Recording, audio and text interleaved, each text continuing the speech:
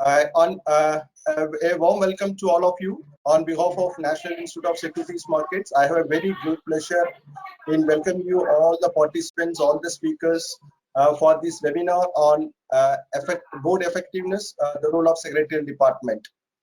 I have a great pleasure in welcoming Mr. Amarjit Singh, Executive Director, SEBI, and Mr. Mukund Chitale, and all other speakers on this forum.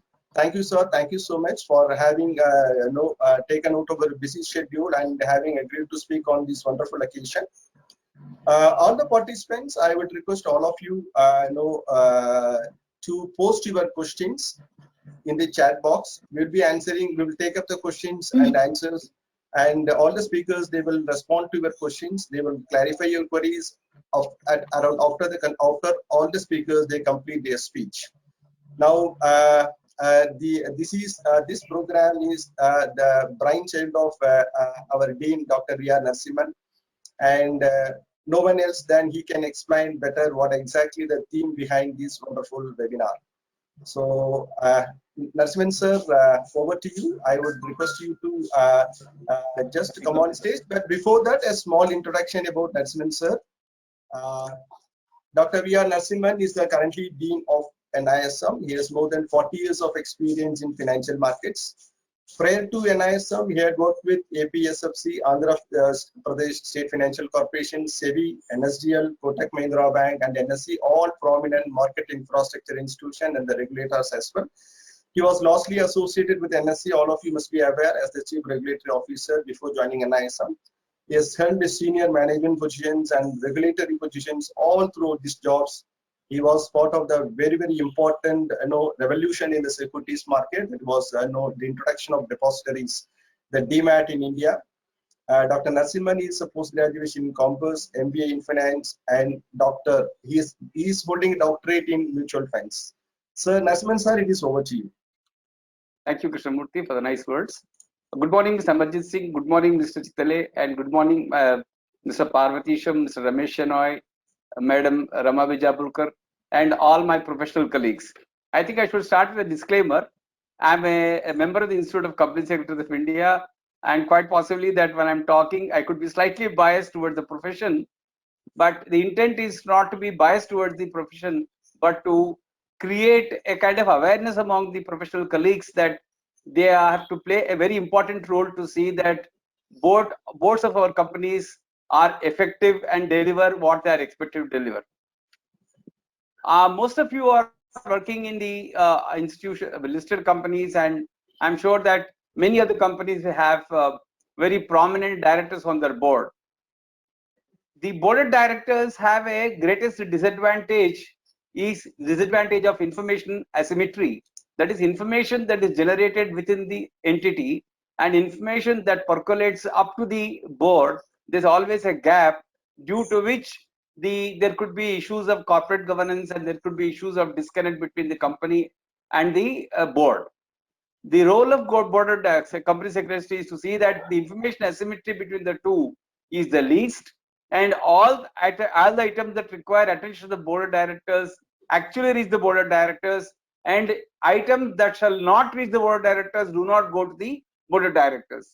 The problem in life is that the executive may try to push up certain decisions to the delegate upwards to the board to see that board is involved in decision making where decision is not a very comfortable decision, and where the decision is comfortable though not falling in the jurisdiction of the executive, it's quite possible that they did assert the right and take a decision calling it an executive decision.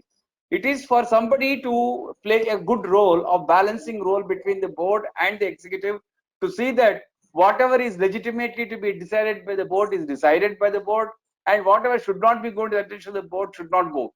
Please understand, under the Companies Act today, it is said that even if a director does not attend a board meeting, if in an agenda an item has been mentioned and information has been given about a particular item or a particular discussion, board of directors, even though they are not present to the board, are expected to be owning up the decision with respect to that particular piece of decision making item. That means the way in which agenda is couched, the way information is put in the agenda, and that reaches the board of directors get sucked into the responsibility trap. in that whether they are actually party to the decision making or not. Therefore, somebody has to play a very important role in to see that board of directors are able to deliver effectively for the purpose of the company without putting them unnecessarily undue pressure on them. Nextly, board of directors routinely take decisions as a part of their job, and those decisions are to be implemented by the executive.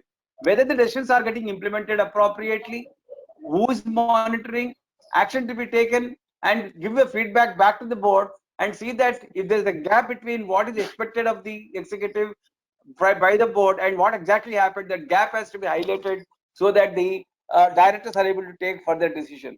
Actually, in my understanding, to give very simple example, if board of directors is the head of the organization, not necessarily in two senses, head being the apex institute entity and head within a human body, that is decision making body.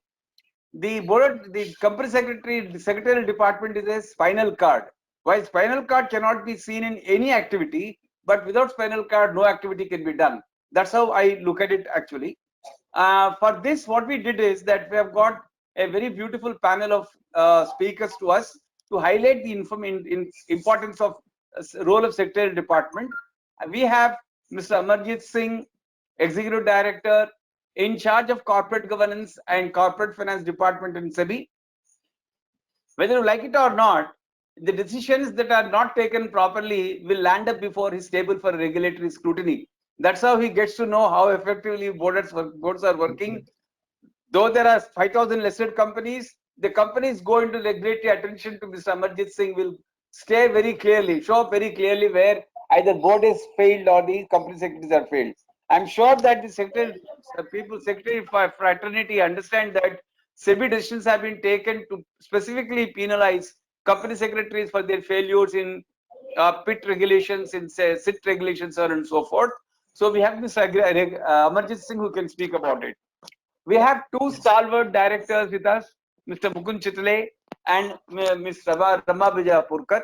Mr. Mukund Chitale, he is an auditor by profession and also independent director on several companies, professional, promoter group, etc., where he has seen the whole world of corporate governance very closely and participated in that. He knows how secretarial departments actually hinders or contributes to the way in which the boards are effectively functioning, and he's there with us to speak about what he expects of what does he expect of the secretarial department. And we have Mrs. Rama Bijapurkar, again a stalwart independent director, known very well in the corporate worlds. She can also reflect in terms of how secretarial departments actually helps or comes in the way of productivity of the board of directors. We have three people from two other company secretaries. One is Mr. Ramesh Shenoy, a veteran company secretary who has seen 1956 Act, 2013 Act, evolution of corporate governance before listing agreement existed, after listing agreement came into existence, and listed regulation came into existence. He has closely worked with several corporate governance committees also, and he has taken several initiatives as a part of, I mean, if I can tell you, he is the person who has actually virtually broadcasted general body meetings in as far back as 1997 itself, where the information technology was just coming in.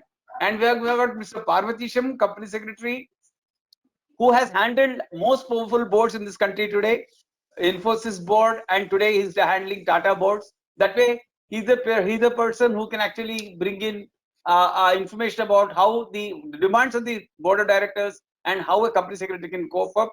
And we have got Mr. Pradeep Ramakrishna, member of the institute, of course, but he is actually a part of SEBI, and he knows he can throw regulatory perspective about what is expected of the secretarial department for the contribution and improving the effectiveness of our board of directors. I'm sure that we are going to have a very interesting time during this next 2 hours. We have got excellent speakers. Topic is very relevant and useful for us, and I think that we're going to have an exciting time. Thank you, and I'll revert it back to Krishnamurthy for taking it forward. Thank you, sir, for wonderfully seeing that These company secretary is the spinal cord of every organization. The spinal cord, without spinal cord, nobody can live. Yes, any company cannot survive without the active contribution of a company secretary. Wonderfully pointed out. Now, I would like to welcome Mr. Amajit Singh, Executive Director, SEBI, to give the welcome address. Before Sir begins his speech, a small introduction about Sir. Mr. Amajit Singh is currently has more than 25 years of experience, extensive experience, especially in regulation and supervision of securities markets. Currently, Sir is the Executive Director in charge of Corporate Finance Department, which deals with corporate governance. And between 2010 and 2017, Sir has headed the front office of Chairman, a very, very vital position as his executive assistant, and also the international experience as the in charge of Office of International Affairs. Mr. Amajit Singh has held various positions with ISO, that is the international body for all the securities market regulators across the globe. And Sir represents SEBI as a part-time member on the board of NFRA, National Financial Reporting Authority, and also on the board of Indian Institute of Corporate Affairs, an arm of MCA. Sir is also member of the India Advisory Board, Newcastle University Business School, UK. Now I would request Sir to kindly deliver the inaugural address. Sir, it is Amajit Sir, it is over to you. Thank you, Krishnamurthy, for the kind introduction. And good morning, everyone. Thanks for inviting me to this event. It's a pleasure to be a part of this webinar. So, let me start by saying that society's expectations over the last couple of decades, if you look at it, they've been on the rise from the company boards, not only the company board, but also the gatekeepers like auditors, compliance professionals, CRAs. So the expectations have been rising. And I think events like this give us an opportunity not only to share the knowledge and experience and skills, that can be imparted through these programs, but also give us an opportunity, I think that's important, to just step back a little and reflect on our respective roles in the area of corporate governance. So I will limit my remarks to the topic, and the topic is board effectiveness and the role of company secretaries. So first, I'll talk about board effectiveness. I'll be, touching this subject at a macro level. And Mr. Narasimhan mentioned that we have lots of experience on how the boards in the country are functioning. That is right. We've enhanced our compliance and monitoring function, but probably that needs more time. So maybe I'll ask Pradeep to dwell a little bit upon some of the case studies that we could present, in today's event. So I will be brief, and I will be, touching both the areas at a macro level. So first about board effectiveness. So, my sense is, I believe there's no dearth of advice and guidance on how boards can be more effective. So there's not much that I can add to the subject, frankly. But still, having said that, it's an evergreen, live issue, very fashionable.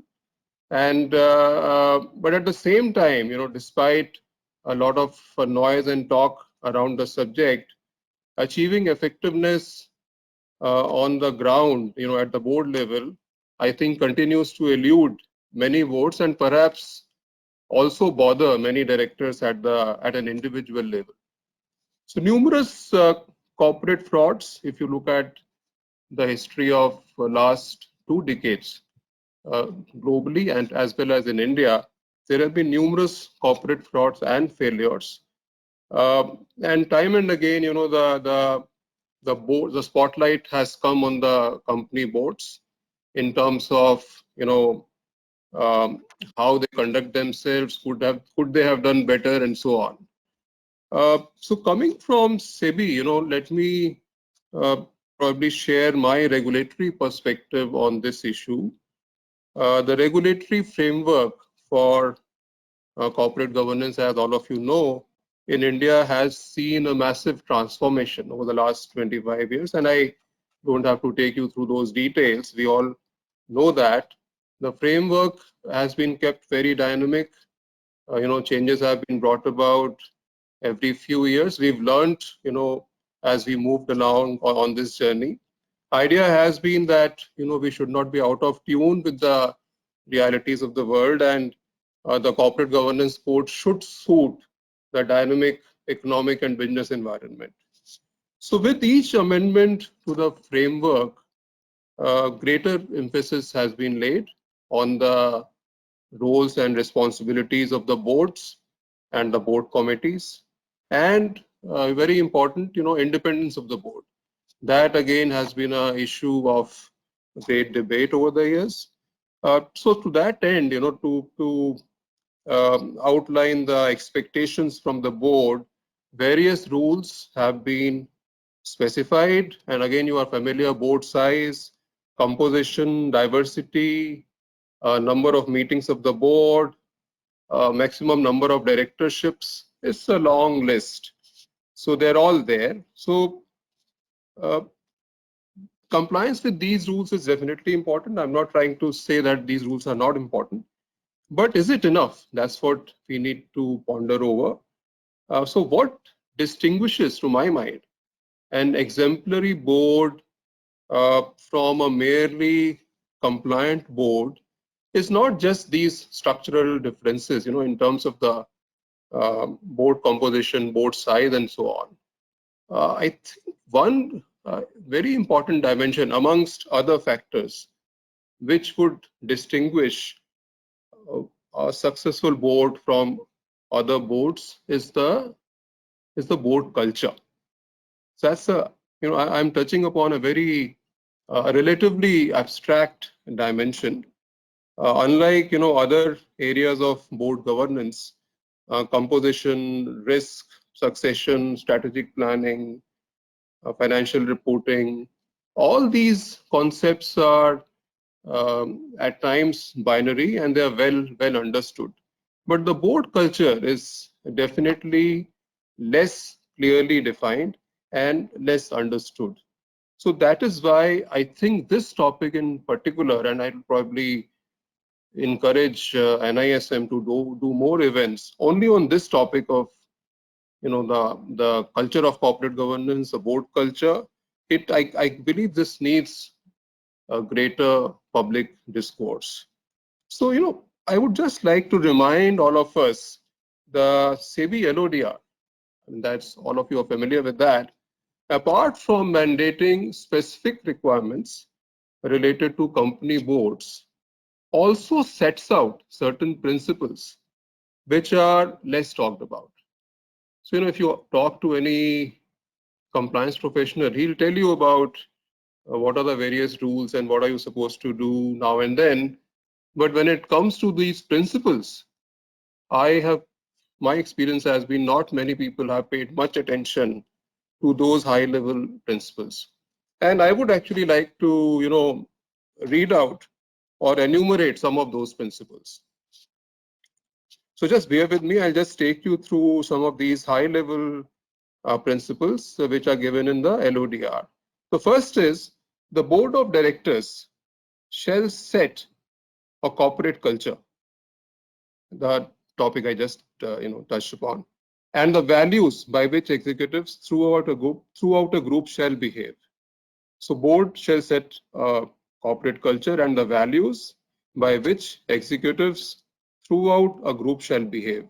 Next, members of the board of directors shall act on a fully informed basis in good faith, with due diligence and care, and in the best interest of the listed entities and the shareholders.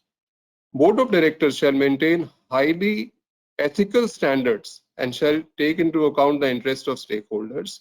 They shall exercise objective, independent judgment on corporate affairs. They shall have ability to step back to assist executive management by challenging, and I would like to underline that, we find very rare instances, by challenging the assumptions underlying strategic initiatives such as acquisitions, risk appetite, exposures, and the key areas of the listed entities focus. So, why do we have these principles? So these principles basically outline the regulatory expectations from the boards of listed companies. So, believe me, if we were actually following these principles, you probably won't need to write many last mile rules. So I think there's an inverse relationship. If the boards are more evolved, probably there's a less need for the last mile rules, as I said. So to be truly effective, boards need to make efforts to make these principles in their functioning by doing the right thing. See, earlier I said culture is hard to define, but my sense is intuitively we all know what we are talking about. You don't really need hard-coded definition for everything. So basically, it's something very common sense, very simple. So to my mind, doing the right thing for the right reasons, asking the right questions, and I'm emphasizing on right, constructively challenging management, demonstrating sound judgment, possessing an independent perspective, and avoiding group thinking.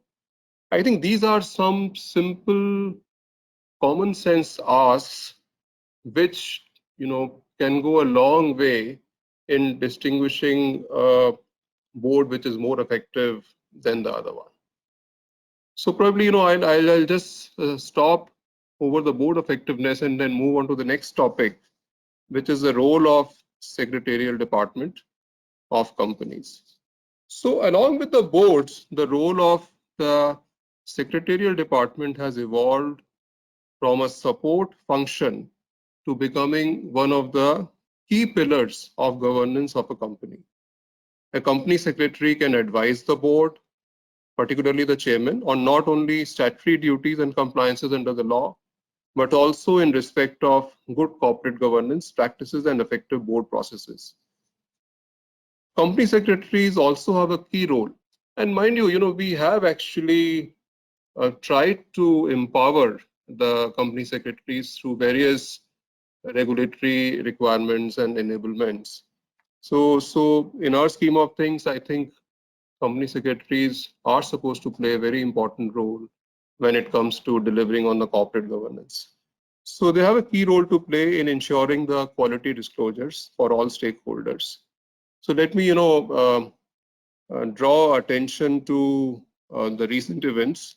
So in view of the disruptions caused by COVID-19 crisis, it has become even more important in the current times to ensure that there is no asymmetry of information.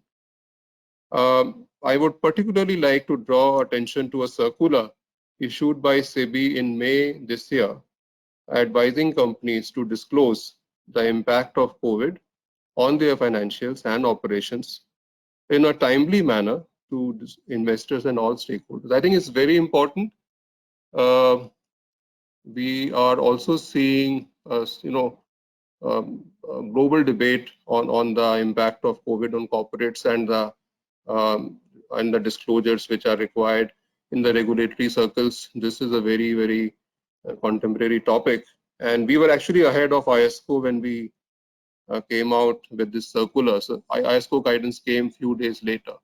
So my request and advice to all company secretaries is, please see if your company where you're working in, whether it has assessed the impact of COVID and whether it has made disclosures. And when I say disclosures, they should be meaningful disclosures. Just the qualitative disclosures don't help. So we have to, go a little extra mile, and it's an advisory. We've given enough guidance in the circular. Just take a look at that circular. So being one of the key governance professionals of a company secretary is expected to contribute to building a culture of compliance and good governance in a company. Honesty, integrity, accountability, mutual respect are some of the key elements of a good corporate governance. So, talking generic at a very generic level, what I'm trying to say, my message is simple, and you would have probably heard this from others also many a times. But still, I think it is worth repeating. Always remember, as company secretary, one runs the compliance department rather than, and pardon my saying so, rather than the avoidance department. An effective compliance department focuses on the principles. It plays emphasis on substance over form and satisfies the spirit of law, while the avoidance department limits to a mere box-ticking approach without caring much about the spirit. I think that probably conveys it all. I would just like to conclude in the interest of time. Again, coming back to the recent times as part of my concluding remarks, COVID-19 continues to test mankind. Apart from a huge public health crisis, pandemic has led to several severe social, economic, and geopolitical challenges. The companies, particularly the listed ones, are under scrutiny today in terms of their response to the crisis and treatment of stakeholders. So corporate India will have a key role to play in India's recovery from the economic impact of the COVID-19 crisis. In such times, a stronger culture of good governance will enhance the confidence in Indian markets. Thank you for your patience. Thank you, sir. Thank you so much for your wonderful inaugural address. You have rightly pointed out the regulatory expectations from the board of directors and also the secretarial department. You had rightly highlighted the importance of principles. That is board culture. If board successful boards have a very good board culture, and also emphasizing on good faith, due diligence, ethical standards, and also the doing the right thing at the right time. And subsequently, you highlighted the role of secretarial department, the transformation from a support function to a key function. And also, the compliance department will become a successful department. It focuses on principles rather than mere compliance. Thank you so much for your wonderful, sharing your wonderful ideas and also the regulatory expectations. Thank you, sir. Thank you so much. Friends, thanks a lot, sir, for your sparing your time despite the busy schedule. Thank you so much, sir.